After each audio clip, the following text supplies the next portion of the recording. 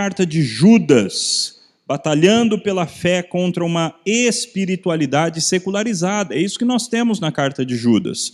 Uma convocação a que nós entremos na batalha pela fé. Antes de lermos a carta, no entanto, é importante que nós saibamos algumas informações do contexto dessa carta. A primeira coisa é que essa carta foi escrita por Judas, e Judas não é nenhum dos apóstolos, embora nós tivéssemos 2 apóstolos com o nome Judas, um que foi o traidor e um outro Judas, mas esse Judas que escreveu essa carta era um irmão biológico do nosso Senhor Jesus Cristo. Evidentemente, irmão biológico por parte de mãe, ele era filho de Maria e de José. Essa carta tem uma curiosidade interessante, ela cita 2 livros apócrifos, ou seja, livros que não estão na Bíblia, nem na Bíblia católica, nem muito menos na Bíblia evangélica. Esses 2 livros são a Assunção de Moisés e o livro de Enoque. Então, como é que nós fazemos? Um livro da palavra de Deus cita 2 livros que não são palavra de Deus. O que nós chegamos à conclusão é que se o livro bíblico faz isso, é porque essa parte que ele citou é uma parte verdadeira. Essa parte que o livro bíblico cita dos livros apócrifos é uma parte que os livros apócrifos continham algo que era uma informação verdadeira. Então é por isso que esses livros são citados. Uma terceira curiosidade dessa carta é que essa carta é muito parecida com a segunda carta de Pedro. Existem algumas cartas gêmeas na Bíblia, não é? Colossenses e Efésios são 2 cartas gêmeas. E segunda de Pedro e Judas também podem ser chamadas, num certo sentido, de cartas gêmeas, porque elas tratam, em geral, dos mesmos assuntos. Por alguns dos motivos que eu falei, essa carta teve uma certa dificuldade de entrar no cânon do Novo Testamento. Algumas pessoas ao longo da história da igreja, quando a igreja estava definindo quais livros que realmente eram palavra de Deus, algumas pessoas eram contra o fato de Judas entrar nas Escrituras. Mas o fato é que a palavra de Deus tem sido aceita ao longo dos séculos e tem uma mensagem importantíssima para toda a igreja. E finalmente, infelizmente, essa tem sido uma carta negligenciada.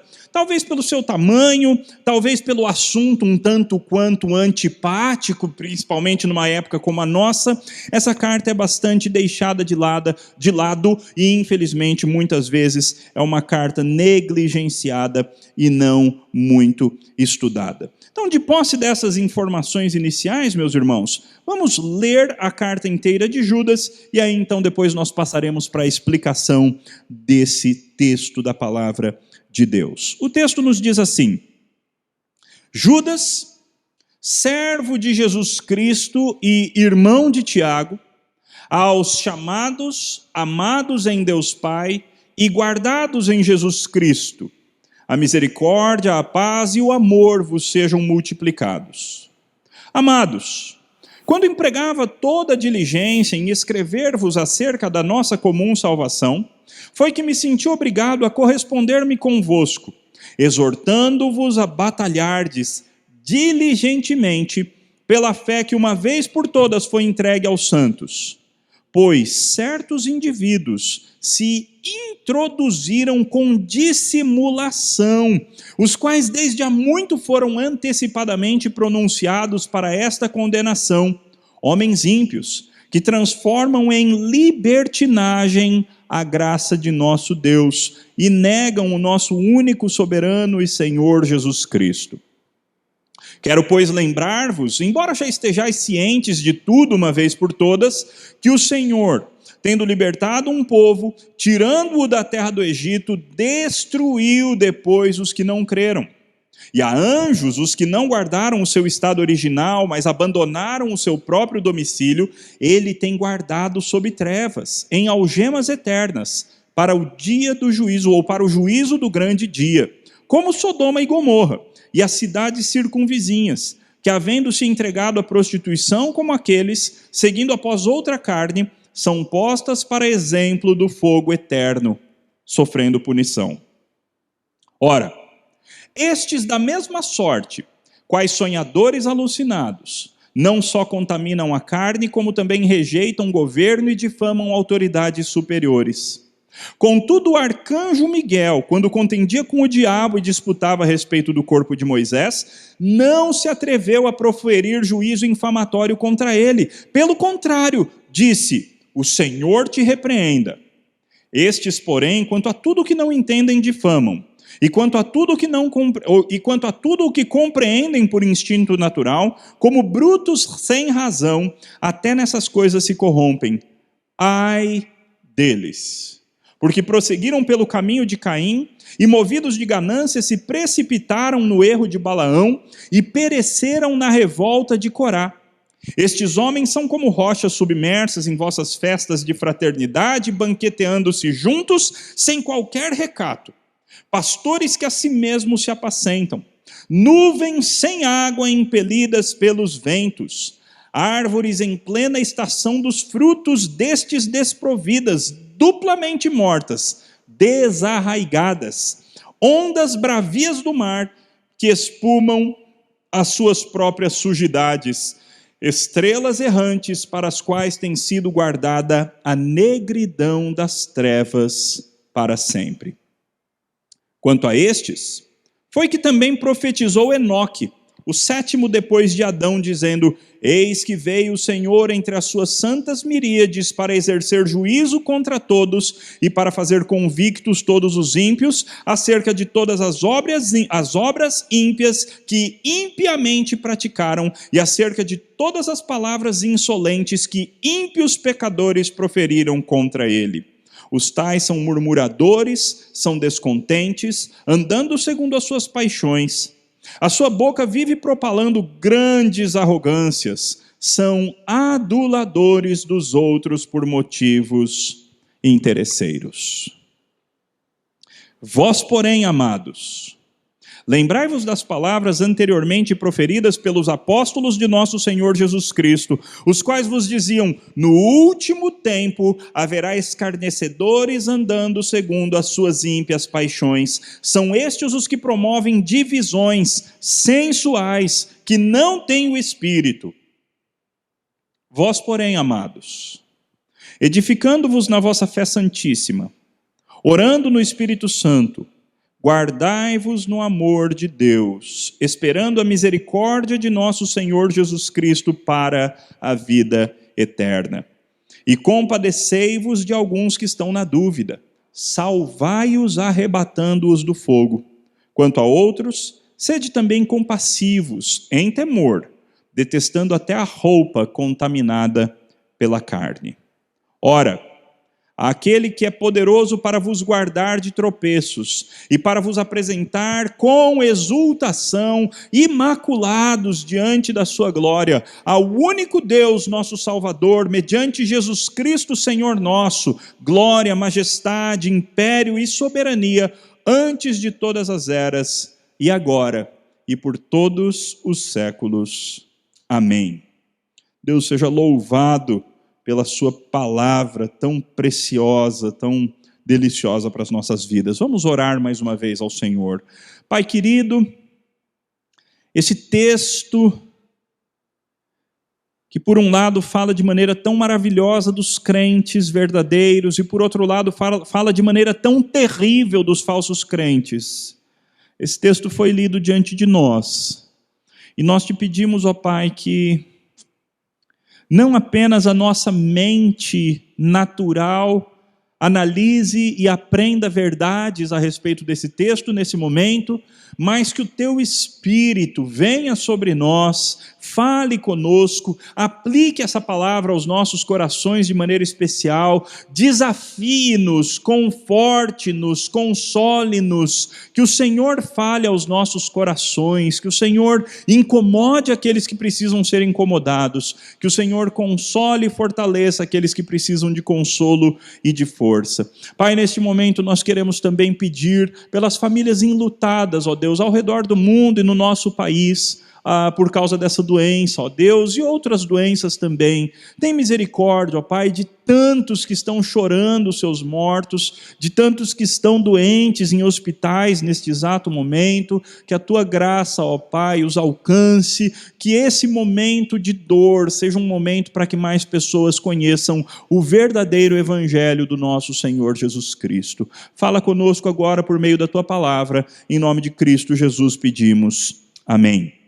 Muito bem, meus irmãos, nós então já vimos as características dessa carta, e agora entrando direto no texto da carta, nós vamos ver o texto inteiro dessa carta hoje à noite, então precisamos começar rápido, não é? O texto começa com Judas se definindo de duas formas. Ele escreve como Judas, servo de Jesus Cristo e irmão de Tiago. Esse Tiago que ele está se referindo aqui é o mesmo Tiago que escreveu a carta de Tiago que nós temos na Bíblia, que também era irmão biológico do nosso Senhor Jesus Cristo por parte de mãe. É interessante que nem Judas nem Tiago apelam para o fato de que eles eram filhos de Maria ou irmãos de Jesus Cristo. Muito pelo contrário, Judas se apresenta aqui como escravo de Jesus Cristo. É verdade que durante o ministério terreno de Jesus Cristo, seus irmãos não creram nele. Os evangelhos nos contam a respeito disso. Mas depois da ressurreição, queridos, depois da ressurreição, os irmãos de Jesus foram abalados pela verdade de que eles eram irmãos do próprio Deus encarnado, do Rei dos Reis, do Senhor dos Senhores. E então Judas se apresenta dessa forma. Judas, escravo de Jesus Cristo e irmão de Tiago. Uma das coisas que eu acho maravilhosas dessa carta é a maneira que Judas define os cristãos para os quais ele endereça a carta, para os quais ele escreve. Ele define os cristãos como chamados, amados e guardados. Chamados, amados e guardados. Se você é um cristão que está nos ouvindo por meio do nosso canal do YouTube, se você é alguém que ama o Senhor Jesus Cristo, saiba que você é alguém que tem essas três características. Você é alguém que foi chamado. Houve um dia no qual Jesus Cristo, por meio do seu Espírito Santo, te convenceu a respeito da beleza e da verdade do Evangelho. E naquele dia o Senhor Jesus te chamou de maneira eficaz. E você disse sim ao chamado de Cristo, você é um chamado. Mas isso aconteceu, você foi chamado, porque antes de ser chamado, você já tinha sido amado.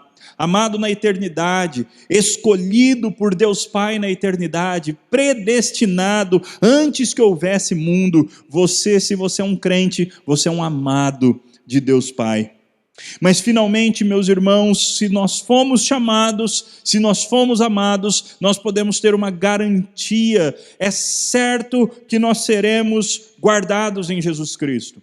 O verdadeiro cristão não se afasta de Cristo Jesus de maneira final. O verdadeiro cristão não perde a sua salvação, porque ele é guardado em Jesus Cristo, chamados, amados e guardados. E aí então Judas deseja três coisas da parte de Deus para aqueles cristãos: a misericórdia, a paz e o amor vos sejam multiplicados. Então Judas começa dessa forma a sua carta. No versículo 3, Judas nos mostra qual é o objetivo dessa carta. Ele diz assim: amados, é a segunda vez que ele chama aquelas pessoas, aqueles cristãos de amados, e esse é um dos temas da carta.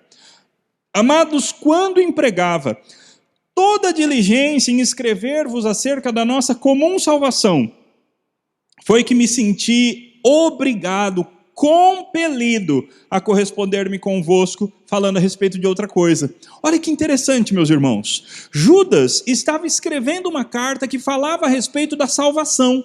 Judas estava escrevendo um tratado a respeito de soteriologia, a respeito da fé na nossa salvação, a respeito de como Deus nos convoca pela graça, nos elege pela graça, como é que Jesus Cristo verteu o seu sangue para pagar pelos nossos pecados, como é que nós pela fé nos tornamos, como é que nós pela fé adquirimos todas essas bênçãos conquistadas para nós por Cristo Jesus. Judas queria escrever a respeito disso. Mas enquanto ele estava escrevendo diligentemente, ele percebeu que não era isso que a igreja estava precisando. Então ele se sentiu obrigado, compelido, a escrever para aqueles irmãos, exortando a batalhar diligentemente pela fé que uma vez por todas foi entregue aos santos. Não é interessante, meus irmãos? Judas tinha um assunto que ele gostaria de tratar, e um assunto simpático, um assunto gostoso, falar a respeito da salvação, falar a respeito do evangelho. Mas não era isso que a igreja estava precisando. A igreja estava precisando de uma convocação à batalha. A igreja estava precisando de um chamado à disposição para batalhar, para defender a fé, para entrar na luta, para defender a fé que foi entregue de uma vez por todas aos santos. É interessante porque essa fé não diz respeito apenas ao conjunto de doutrinas que os apóstolos ensinaram, ao ensino apostólico, mas essa fé diz respeito também à nossa aceitação dessas verdades e à transformação que essas verdades devem fazer na vida. Então, fé para Judas é um conceito muito rico. Não diz respeito apenas a um compêndio de doutrina, e nem diz respeito apenas a essa coisa que o Senhor Jesus Cristo é o autor e coloca no nosso coração para que nós então aceitemos o Evangelho. Mas fé para Judas tem a ver também com o padrão de vida, o jeito que eu vivo, se eu vivo baseado na fé. O verdadeiro cristão, ele vive baseado na fé. A fé é a coisa mais importante, é a faceta mais importante da sua vida. Na verdade, a fé se torna a base de todas as demais coisas que um cristão é ou faz. E é a respeito disso que Judas quer escrever. Ele quer escrever para convocar os cristãos a entrarem nessa batalha de defender a fé. Mas por que isso era necessário? O que estava acontecendo na época de Judas, que fazia com que fosse necessária essa atitude de escrever para convocar os irmãos a batalharem pela fé? O versículo 4 explica, Judas diz assim, pois, ou seja, ele está mostrando por que é necessário escrever a respeito da batalha pela fé, pois certos indivíduos se introduziram com dissimulação, com falsidade. Essa palavra se introduziram é a mesma palavra que um grego usaria para falar a respeito de uma cobra se esgueirando e entrando em algum lugar de maneira sorrateira. Certos indivíduos se introduziram com dissimulação, com falsidade, como que usando máscaras, se introduziram no meio da igreja.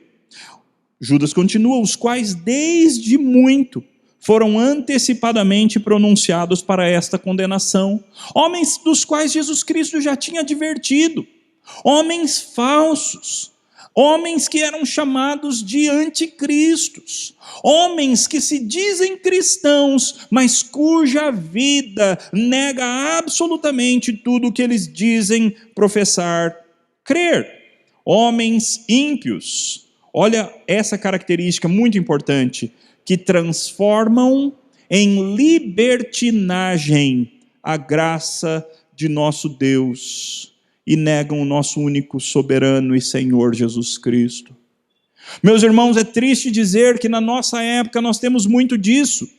Muitos que dizem ser calvinistas, que dizem acreditar na soberania da salvação, na soberania de Deus na salvação humana, mas que na verdade apenas usam essa super ênfase na graça de Deus para viverem vidas sujas, para viverem vidas ímpias, vidas impuras, homens que transformam a graça de Deus em libertinagem, homens que não param em igreja nenhuma, que ficam pulando de igreja em igreja porque não conseguem se submeter à autoridade estabelecida por Deus. Meus irmãos, muito cuidado. Judas resolveu escrever para a igreja da sua época, porque ele entendeu, ele sentiu que a igreja estava precisando. E por que a igreja estava precisando? Meus irmãos, a igreja estava precisando porque nem todos que estavam lá dentro eram de fato cristãos. Existiam homens ímpios, que apesar de terem uma declaração de fé aparentemente verdadeira, tinham uma vida que negava na prática a fé no Senhor Jesus Cristo. A lista que Judas apresenta das características desses homens é uma lista assustadora, porque essa lista, ela começa no versículo 4.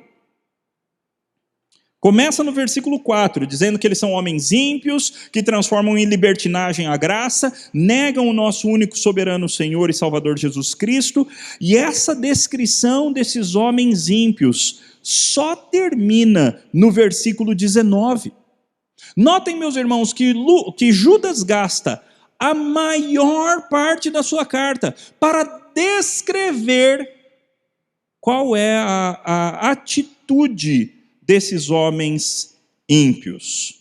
Nós vamos ver essas atitudes uma por uma, não com muitos detalhes. No versículo 5, Judas diz assim: quero, pois, lembrar-vos, embora já estejais cientes de tudo uma vez por todas, que o Senhor, tendo libertado um povo, tirando-o da terra do Egito, destruiu depois os que não creram. Aqui, Judas, ele tem um jeito de escrever que é muito interessante. Judas vai basear várias das coisas que ele diz, vários dos seus ensinos, não em algo novo, mas na revelação que Deus nos deu no Antigo Testamento. Então Judas vai nos dizer, por exemplo, que nós devemos olhar para esses homens e ao mesmo tempo olhar para a maneira que Deus agiu no passado. Nos versículos 5 a 7, então, Judas apresenta 3 exemplos de punição. 3 exemplos de punição. O primeiro exemplo que nós vemos no versículo 5 é o exemplo do povo que saiu do Egito. O povo foi libertado por Deus do Egito, no entanto, eles não creram. Esse foi o pecado, falta de fé. A fé pela qual Judas agora está nos convidando, a fé a qual Judas está nos convidando a defender. Então eles foram destruídos por causa disso. Onde é que nós vemos essa história do povo que saiu do Egito sendo destruído? Nós vemos em vários lugares da Bíblia. Êxodo 32, quando eles foram destruídos por causa do bezerro de ouro, mais de 3.000 pessoas morreram. Levítico 10, Nadab e Abiú apresentam fogo estranho na presença do Senhor e são consumidos pelo fogo. Números 11, o povo murmura no deserto contra o líder que Deus estabeleceu sobre eles e contra as condições nas quais eles estão vivendo. Então o fogo de Deus consome as extremidades do arraial e Deus manda codornizes contaminadas, codornizes com praga, que matam o povo de Deus. Em Números 12, Miriam e Arão se rebelam contra a autoridade de Moisés e Miriam fica leprosa. Em Números 13 e 14, o povo se torna um povo incrédulo que fica com medo de entrar na terra prometida. E Deus então dá uma punição de que por 40 anos eles ficariam girando em círculos pelo deserto até que toda aquela geração morresse. Ou seja, meus irmãos, nem todo mundo que saiu do Egito, embora todos estivessem juntos, embora todos aparentemente fossem do povo de Deus, embora todos aparentemente tivessem a mesma fé, mas nem todos eram de fato o povo de Deus. Alguns ali eram pessoas más, que inclusive estavam corrompendo outras pessoas do povo de Deus. Esse é o primeiro exemplo que Judas apresenta no versículo 5. No versículo 6, Judas apresenta um outro exemplo da história bíblica. O versículo 6 diz assim: e a anjos os que não guardaram o seu estado original, mas abandonaram o seu próprio domicílio, ele, Deus, tem guardado sob trevas esses anjos em algemas eternas para o juízo do grande dia. Ou seja, aqui Judas fala a respeito de uma coisa que a Bíblia não fala de maneira tão clara a respeito dela, mas Judas fala a respeito da queda dos anjos. Todos os anjos foram feitos por Deus igualmente puros, igualmente santos, igualmente perfeitos. Mas alguns dos anjos não guardaram o seu estado original. Foram feitos puros, mas decidiram abandonar o seu próprio domicílio. E Deus os tem guardados sob trevas, em algemas eternas, para o juízo do grande dia. Terceiro exemplo de punição que Judas apresenta é Sodoma e Gomorra, no versículo 7. Como Sodoma e Gomorra e as cidades circunvizinhas, que havendo se entregado à prostituição, assim como aqueles quem? Como aqueles anjos, ele está se referindo, ou como aqueles que estavam, a geração que saiu do Egito, ou até como os falsos mestres da época, falsos cristãos, não falsos mestres, porque Judas não fala em nenhum momento que eles são mestres, mas eram falsos cristãos que estavam ali na época de Judas, atrapalhando a igreja. Assim como Sodoma e Gomorra e as cidades circunvizinhas, que havendo se entregado à prostituição como aqueles, seguindo após outra carne, são postas para exemplo do fogo eterno, sofrendo punição. Ou seja, Judas, antes de continuar descrevendo as características daqueles homens ímpios, que estavam sorrateiramente entrando na igreja, ele diz, olha, eu quero lembrar vocês que Deus não deixa impiedade sem punição. Não é normal uma pessoa se dizer crente e praticar sistematicamente uma vida de impiedade, uma vida de pecados, uma vida de pisar na lei de Deus e não praticar a vontade de Deus. Não é comum um crente viver mentindo. Não é comum um crente viver mexendo com pornografia. Não é comum um crente viver com inveja. Não é comum um crente viver reclamando. Não, essas coisas não são comuns, meus irmãos. E Judas apresenta 3 exemplos de punição. Então, para voltar à pergunta que gerou esse estudo, não é? Pastor, como é que eu faço para saber se eu estou do lado certo do cristianismo? Se o meu amor não está se esfriando como o de quase todos vai se esfriar? Faça uma autoanálise. Faça uma autoanálise. Se você tem vivido a vida cristã de maneira séria, se você tem buscado, tem lutado por agradar ao Senhor Deus, ou se você é um cristão relapso. O cristianismo é a parte mais importante da tua vida? O cristianismo é a faceta mais importante da tua vida? O cristianismo é a base de tudo mais que você faz? O seu casamento, a sua vida profissional, os seus relacionamentos com a sua família, os seus relacionamentos com os seus amigos, com as suas amigas, tudo isso, você é cristão em todos esses relacionamentos? Então você provavelmente está no caminho certo, ainda que todos nós devamos sempre progredir ainda mais. Agora, você vive como qualquer ímpio? Você tem as mesmas falas, ouve as mesmas músicas, assiste as mesmas coisas, tem o mesmo jeito, tem os mesmos valores, pratica as mesmas falcatruas? Então você ainda não entendeu o que é o Evangelho do Senhor Jesus Cristo. No versículo 8, Judas então aplica esses 3 exemplos que ele disse. E ele diz assim, ora, estes que eram os ímpios da época de Judas, e notem, meus irmãos, repito, Judas não está falando sobre os ímpios que vivem lá no mundo. Judas está falando sobre os ímpios que vivem na igreja. Homens que sorrateiramente se infiltram na igreja pura do Senhor Jesus Cristo. Estes da mesma sorte, quais sonhadores alucinados, não só contaminam a carne, e aqui tem uma questão sexual envolvida, como também rejeitam o governo e difamam autoridades superiores. É interessante porque os 3 exemplos que Judas usou são exemplos tanto do povo de Israel na saída do Egito, quanto dos anjos caídos, quanto de Sodoma e Gomorra, são exemplos que envolvem questões sexuais, questões de pecado na área sexual ou questões de insubmissão à autoridade. Essas são 2 marcas do falso cristão. São 2 marcas características daquele que se diz cristão, mas que de fato não é. Daquele que está no meio do povo de Deus, está na igreja, mas de fato não é um cristão. Essas pessoas contaminam a carne. Eles têm uma vida sexual pervertida. Mexem com sujeiras na área sexual.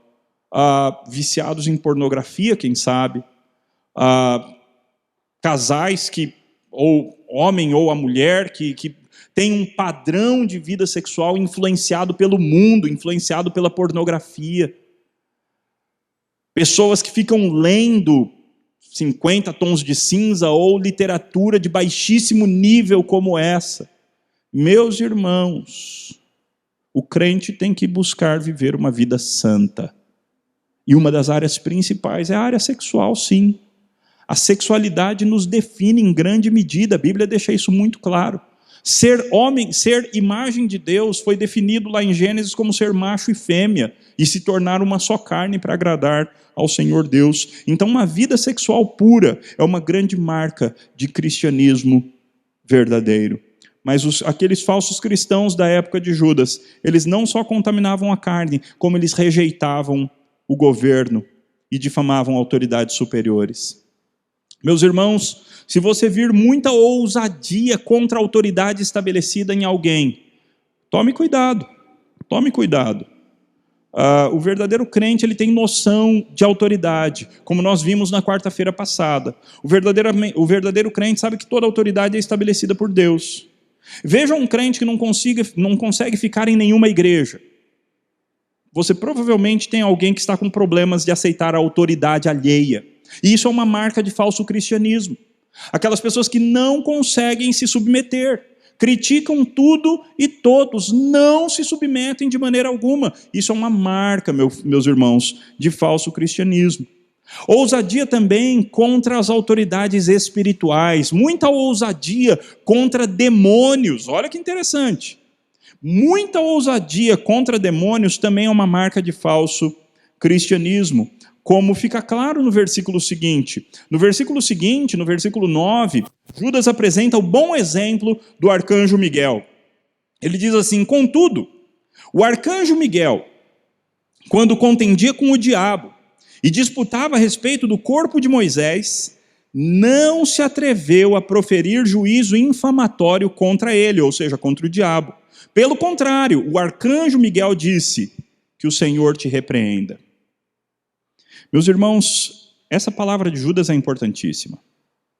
Porque na nossa época nós vemos muitos supostos pastores, muitos supostos líderes espirituais que têm uma grande ousadia no mundo espiritual. Eles amarram para cá, amarram para lá, tiram o encosto para cá, tiram o encosto para lá, fazem entrevista com o demônio enquanto a pessoa está possessa, tiram o demônio batendo na pessoa. Meus irmãos, o arcanjo Miguel, a gente não está falando de qualquer um.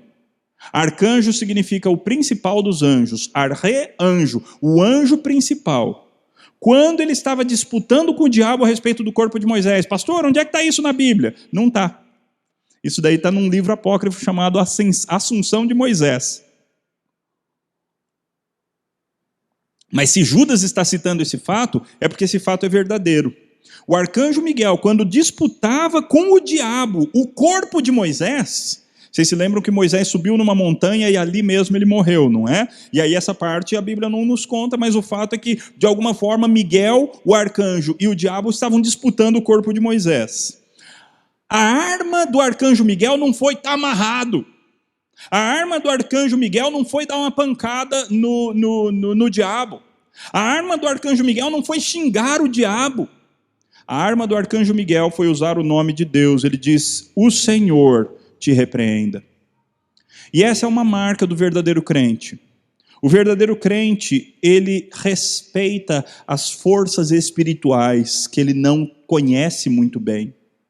Ele sabe que ele em si mesmo é fraco e que somente a força de Deus é que tem poder de subjugar demônios e outras coisas do mundo espiritual. Então o verdadeiro crente não tem ousadia com relação aos demônios. O versículo 10 seguinte, ele mostra como é o falso crente nesse quesito. Estes, porém, quanto a tudo que não entendem, difamam. E quanto a tudo o que compreendem por instinto natural, como brutos sem razão, até nessas coisas se corrompem. Então note, de um lado você tem o arcanjo Miguel, que quando foi disputar com o diabo disse que o Senhor te repreenda. O arcanjo Miguel não lutou com o diabo nas suas próprias forças, com as suas próprias palavras, com a sua própria sabedoria ou com as suas próprias armas espirituais. Ele disse que o Senhor te repreenda. Esses falsos cristãos, no entanto, eles têm grande ousadia no mundo espiritual. E eles querem, nas suas próprias forças e nas suas próprias palavras, lutar essa certa batalha espiritual. Agora nós temos no próximo versículo Judas aplicando 3 exemplos maus. Ele compara os falsos crentes da sua época com outros falsos crentes do passado. Versículo 11 diz assim: ai deles.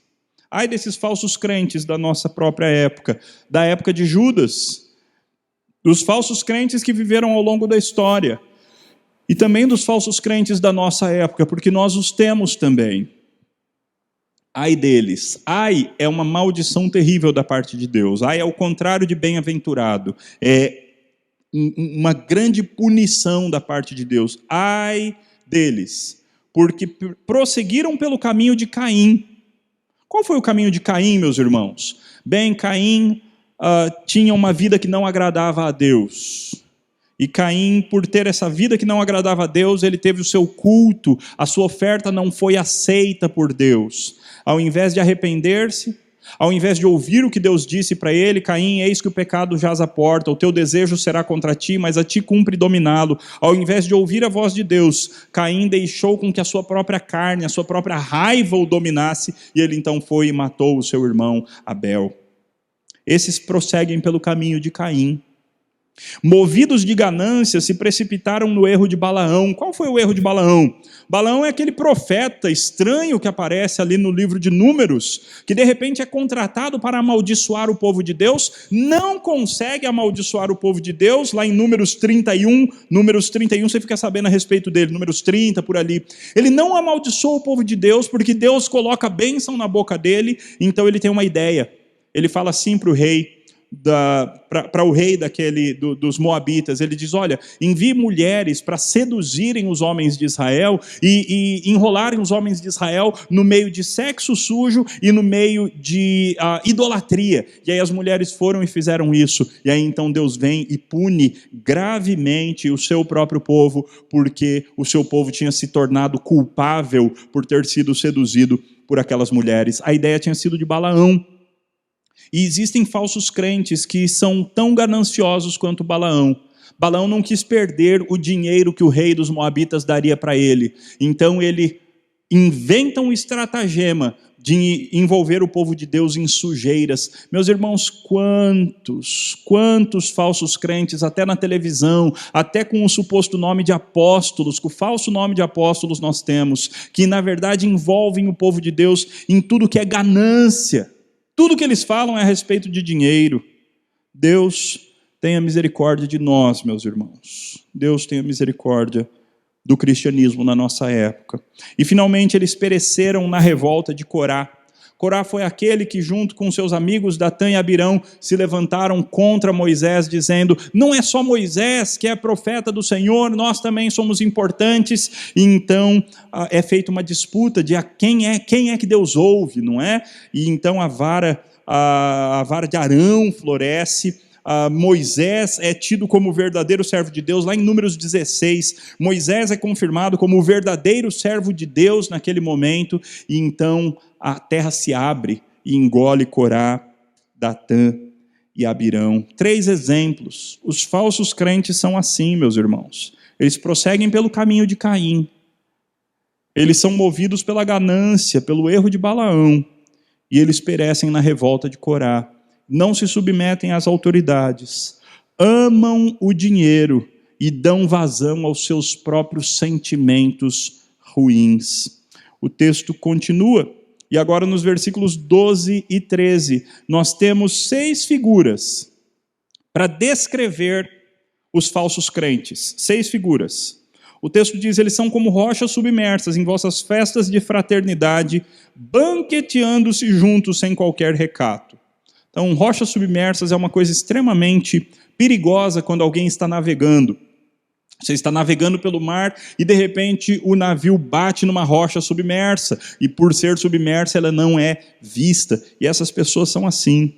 São rochas como rochas submersas. São traiçoeiros, e eles dão vazão ao seu apetite nas festas. Naquela época, no começo da igreja, existiam as festas da fraternidade, as festas do amor, que era onde eles celebravam a Santa Ceia. E essas pessoas iam e se embebedavam e se davam a comer em demasia, assim como nós vemos em 1 Coríntios 11. Judas os define como pastores que a si mesmos se apacentam. Eles só pensam em si mesmos, eles não pensam no amor ao outro, eles não pensam no cuidado do outro, eles apenas pensam em pastorearem a si mesmos. Nuvens sem água impelidas pelos ventos, ou seja, uma nuvem mentirosa, não é? A nuvem existe, parece que vai chover, mas aquela nuvem não tem água, e ela vai aonde o vento mandar. Árvores em plena estação dos frutos, porém destes desprovidas, duplamente mortas, desarraigadas, são como árvores no momento do fruto, na época do fruto, mas eles não dão frutos verdadeiros. Meus irmãos, para que Judas está falando tudo isso? Para que você e eu nos avaliemos. Você se identifica com essas descrições de Judas? Você identifica outras pessoas com essas descrições de Judas? Então cuidado, cuidado. O que Deus quer de mim e de você é que nós sejamos o extremo oposto de toda essa descrição terrível que Judas nos está apresentando. Ondas bravias do mar que espumam as suas próprias sujidades, como aquelas ondas que tem durante a noite, não é? Quando a maré está bem alta, quando o mar está bravio, ondas que trazem a sujeira do mar para cima. São assim os falsos crentes.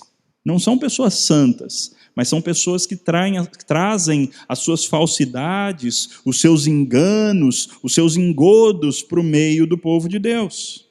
E, finalmente, estrelas errantes, para as quais tem sido guardada a negridão das trevas para sempre. São como estrelas que vão de um lado para o outro, e elas vão terminar indo para as trevas. Que descrição, não é, meus irmãos? Que descrição terrível, mas Judas ainda não parou, Judas continua. Ele diz assim: quanto a estes,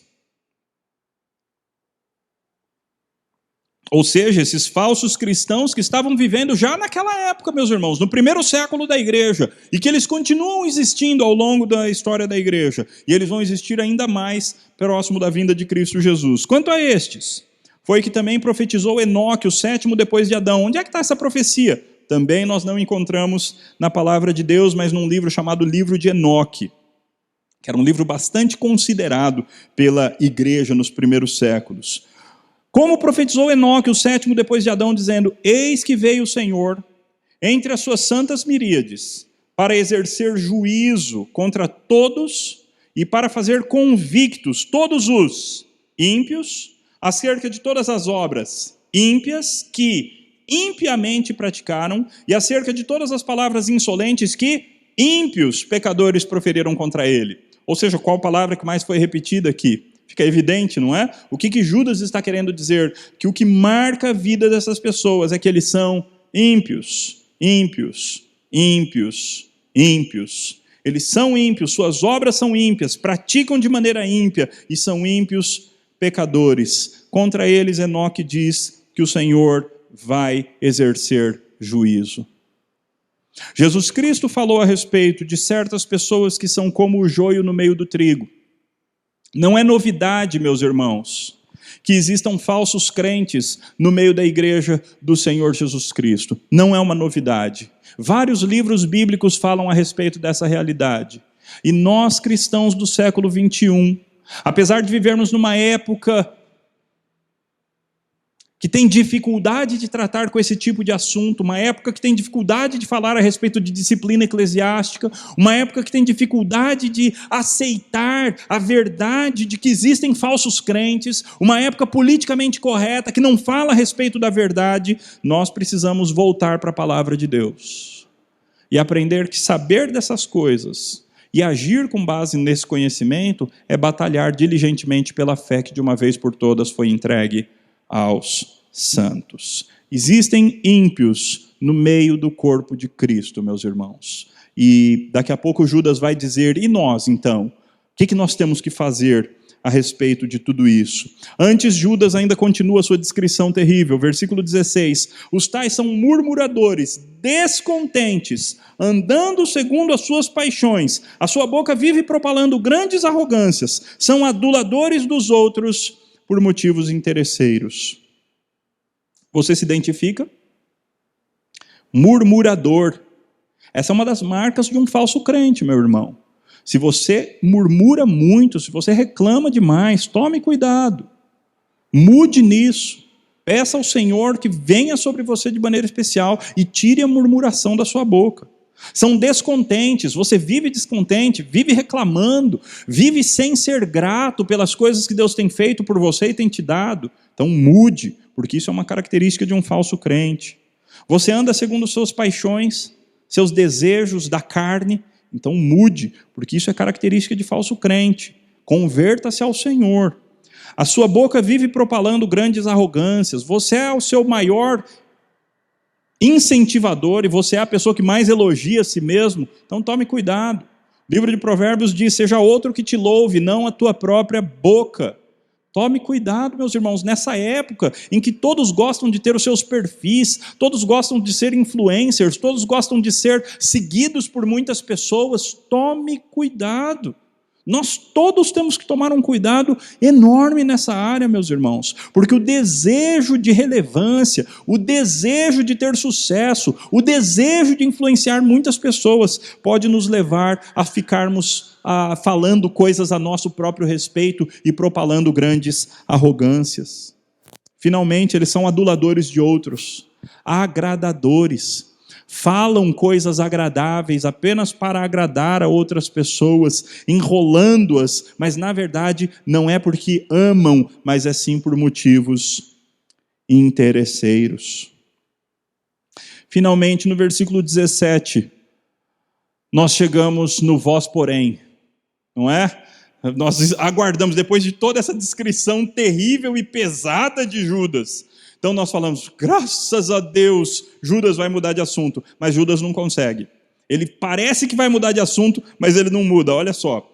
Vós, porém, amados, terceira vez que ele nos chama de amados, lembrai-vos das palavras anteriormente proferidas pelos apóstolos de nosso Senhor Jesus Cristo, os quais vos diziam, no último tempo haverá escarnecedores andando segundo as suas ímpias paixões, são estes os que promovem divisões sensuais, que não têm o Espírito.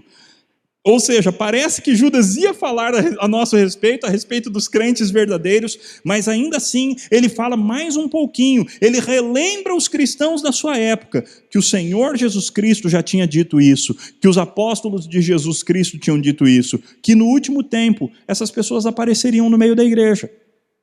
Agora notem, Judas está chamando de último tempo a época que ele está escrevendo essa carta, anos 60 depois de Cristo, alguma coisa por aí. Ou seja, nós então estamos mais ainda no último tempo. Então, se isso era comum na época de Judas, meus irmãos, quanto mais na nossa época. Mas Judas então apresenta mais algumas descrições daqueles certos indivíduos que se introduziram no meio da igreja. Eles promovem divisões, versículo 19. São sensuais, ou seja, eles vivem não pela fé, mas pelos seus sentidos. É nesse sentido que ele está dizendo sensuais. E eles não têm o Espírito Santo. Que descrição terrível, né, meus irmãos? É terrível, mas algumas das pessoas que se dizem crentes, que andam perto de você, eles são essas pessoas aqui. E você e eu temos que pedir a graça de Deus e a sabedoria do Espírito para nós sabermos quem são essas pessoas. Finalmente, no versículo 20, aí sim, Judas vai falar a respeito dos verdadeiros cristãos. Ele diz assim, vós, porém, amados, quarta vez que ele nos chama de amados, e amados de Judas não é só que nós somos amados pelo próprio Judas, mas é sim amados de Deus, assim como ele definiu lá no começo. Vós, porém, amados, o que nós temos que fazer no meio dessa época tão difícil?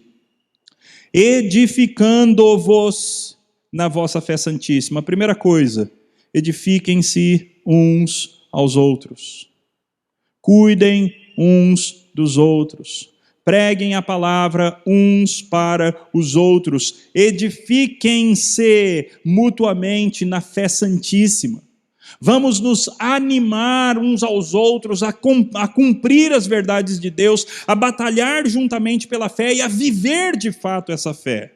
Segunda coisa que Judas diz, orando no Espírito Santo. Meus irmãos, eu não sei exatamente o que é isso. E existe grande discussão entre os estudiosos.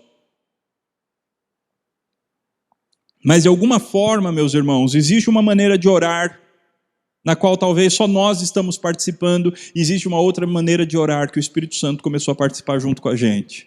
E nós temos que orar até sentirmos que o Espírito Santo está presente naquela oração. De alguma forma, de alguma forma. Aí vem o primeiro imperativo, guardai-vos no amor de Deus. Lembra que ele já te chamou 4 vezes de amado? Pois é, agora ele explica o que você tem que fazer. Guarde-se no amor de Deus. Lembre-se que você é um amado de Deus. Lembre-se que existe um grande amor, um amor sacrificial que foi dedicado a você, e viva à luz deste amor. Guarde a si mesmo no amor de Deus. Quando vierem as tentações, lembre-se que Deus te amou de maneira grandiosíssima ao ponto do Filho dele se sacrificar por você. E então diga não à tentação. Quando vierem propostas erradas, lembre-se que aquele Deus todo-poderoso que não precisa de você, Ele fez toda uma obra maravilhosa para poder demonstrar o amor dele por você. Então diga não às propostas tentadoras erradas. Guarde-se no amor de Deus. Tenha essa consciência de que você é um amado de Deus. No sermão do último domingo, um dos pontos tinha a ver com isso, não é? A respeito da importância de nós sabermos de todas as dimensões do amor de Deus por nós. E aqui nesse texto nós temos essa mesma ideia. Guarde-se no amor de Deus. Guardai-vos, guardem uns aos outros, relembrem também uns aos outros desse fato. Então ele diz, esperando a misericórdia de nosso Senhor Jesus Cristo para a vida eterna. Essa é outra coisa que nós temos que fazer. Nós temos que viver esperando a misericórdia do Senhor Jesus Cristo para a vida eterna. Meus irmãos, um dia Jesus vai voltar. Tudo que está errado no mundo será feito certo. Tudo que está de perna para o ar vai ficar do jeito correto que deveria ser. Ele será o perfeito governante, ele nunca vai errar, ele nunca vai nos decepcionar. Então coloque a sua esperança nessa realidade. Não se perverta nessa vida, mas coloque a tua esperança naquele dia que vai acontecer, onde o reino do céu será implantado aqui na terra. Nós viveremos no novo céu e nova terra onde habita a justiça. E então, meus irmãos, vivam à luz dessa realidade. O segundo imperativo está no versículo 22, ele diz, compadecei-vos de alguns que estão na dúvida, salvai-os, arrebatando-os do fogo. Meus irmãos, nós cristãos, se você é um cristão que sabe que você é cristão de fato, se você é um cristão que tem vivido um padrão de vida diferente daquilo que nós vimos nos primeiros vários versículos dessa carta, se você é um cristão que tem vivido uma vida cristã séria, então comece a detectar quem são os seus irmãos que não estão vivendo essa vida séria. E então compadeça-se deles. O texto diz, salvai-os, arrebatando-os do fogo. O falso crente ele está em direção ao inferno. O falso crente está indo para o inferno. A despeito dele se dizer crente, a despeito dele dizer que crê em Jesus, a despeito dele ter nascido num lar cristão, todo falso crente está caminhando para o inferno. E a obrigação dos verdadeiros crentes é então salvar essas pessoas, arrebatando-as do fogo. Nós temos o dever de nos preocuparmos uns com os outros e de amarmos verdadeiramente uns aos outros. Então, se existem irmãos nossos que estão vivendo uma vida distante do Senhor Deus, a tua obrigação cristã é ir atrás desses irmãos e exortá-los com a palavra de Deus. Ai, pastor, mas isso é antipático, a pessoa vai ficar brava comigo, a pessoa não vai mais querer falar comigo. Essa é uma possibilidade. A outra possibilidade é você ser o instrumento que Deus vai usar para tirar aquela pessoa do inferno. É isso que o texto está dizendo. Salvai-os, arrebatando-os do fogo. Esse é o plano de Deus para você. É claro que de vez em quando nós, como irmãos em Cristo Jesus, temos que falar coisas sérias e duras uns para os outros, meus irmãos. Falando com amor, mas falando a verdade. Falando a verdade em amor. Não falando apenas coisas agradáveis, mas falando a verdade. Qual dos profetas que só tinha palavra boa a dizer, meus irmãos? Nós temos que falar o que a palavra fala. É interessante que a outra ordem de Judas é, quanto a outros, ou seja, ele estava falando com os verdadeiros cristãos. Ele falou dos que estão na dúvida, para nós os salvarmos arrebatando-os do fogo. Quem então são esses outros? Esses outros então são provavelmente aqueles falsos cristãos que não estão na dúvida, mas que são decididamente falsos cristãos. E a ordem de Judas para nós quanto a esses é, quanto a outros, sede também compassivos em temor, detestando até a roupa contaminada pela carne. É brilhante o que Judas faz aqui, meus irmãos. Porque a tendência de quem tem amor pelas pessoas é, por vezes, deixar-se contaminar pelo pecado das pessoas. E Judas diz, não, você seja compassivo, tenha compaixão. Não fique feliz porque um falso crente está indo para o inferno. Não é essa a posição do cristão verdadeiro. O cristão verdadeiro deve sentir compaixão, deve sentir um peso no coração porque uma alma está se perdendo.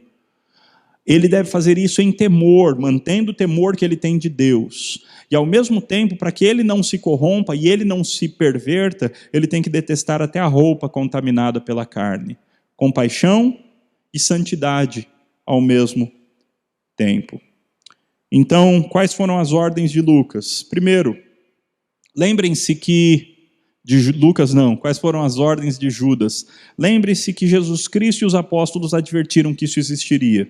Segundo, guardai-vos no amor de Deus, edificando na fé, orando no Espírito e esperando a misericórdia de Jesus Cristo para a vida eterna.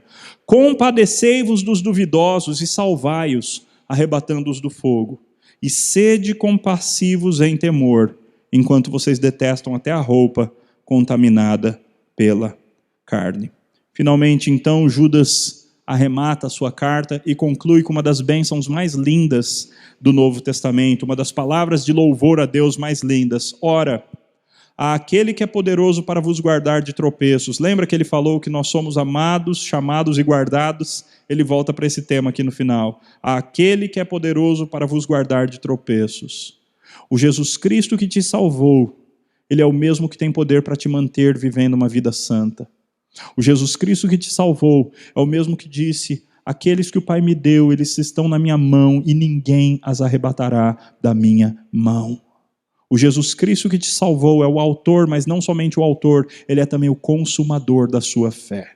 Ele vai fazer com que você chegue com sucesso na linha de chegada final. Ele é poderoso para te guardar de tropeços. Aquele que é poderoso para vos guardar de tropeços e para vos apresentar com exultação, imaculados diante da sua glória. Meus irmãos, vocês se lembram o que acontece normalmente na Bíblia quando Deus faz uma teofania, quando Deus aparece? Normalmente a pessoa fica morrendo de medo. Normalmente a pessoa acha que vai ser consumida, que vai ser destruída. Um dia Jesus Cristo vai nos apresentar na presença de Deus e nós estaremos ali exultando, não com medo, não com temor, não com medo de sermos consumidos, mas nós chegaremos lá pulando, saltando de alegria, cheios de exultação. É por isso que ele diz, a Ele que é poderoso para nos guardar de tropeços, ao único Deus, nosso Salvador, mediante Jesus Cristo, Senhor nosso, glória, majestade, império e soberania, antes de todas as eras e agora e por todos os séculos. Amém. Meus irmãos, Deus tem o melhor para os seus filhos. Deus tem o melhor para nós. O mesmo Jesus que nos salvou é o Jesus que nos guardará até o dia final. Então fique firme, viva uma vida decididamente cristã. Não tenha medo de ser radical. A nossa época crucifica o radicalismo. Meus irmãos, não tem problema nenhum ser radical com aquilo que é certo. Seja radical com Jesus Cristo. Ame Jesus Cristo, faça sacrifícios por Jesus Cristo. Seja um crente de fibra, um crente verdadeiro, um crente de verdade. Afaste-se dos que não são cristãos. Se você tiver oportunidade, dos que não são cristãos, eu estou dizendo daqueles que estão na igreja e não são verdadeiramente cristãos. Se você tiver oportunidade, fale a palavra, exorte, salve essa pessoa, arrebate essa pessoa do fogo. Quanto aos outros, tenha compaixão, mas cuidado para não contaminar a si mesmo. E quanto a você, guarde-se no amor de Cristo Jesus, guarde-se no amor de Deus. Que Deus nos dê então essa graça e que nós saibamos, ao olhar esses dois retratos radicais do falso crente e do verdadeiro crente, que nós saibamos de que lado nós estamos, para a glória de Deus. Vamos orar. Pai, obrigado pela praticidade da Tua palavra. Obrigado pela profundidade da Tua palavra. Obrigado pela clareza das Sagradas Escrituras. E obrigado porque nós não somos deixados sozinhos para aplicar essas coisas nas nossas vidas, mas é o Teu Espírito, Deus que habita em nós, que nos ajuda a vivermos essas realidades. Então, ó Pai, ajuda-nos a fazermos essas coisas que nós ouvimos. Que nós nos guardemos no amor de Cristo. Que nós nos guardemos no amor de Deus. Que nós tenhamos plena certeza do Teu grande amor por nós, que o Senhor nos amou na eternidade, nos atraiu com bondade, ó Pai. E que nós vivamos para a Tua glória, decididamente, que nós nos dediquemos ao Senhor. Que não haja sacrifício demais quando o assunto for o Senhor. Que nada seja difícil demais se é para o Senhor, mas que nós nos gastemos para a Tua glória, para o Senhor. Que amemos o Senhor acima de todas as coisas, amemos ao próximo como a nós mesmos. E que dessa forma o Senhor nos guarde imaculados e nos apresente cheios de alegria diante da glória do Pai naquele grande dia. Oramos no nome precioso do nosso Salvador Jesus. Amém.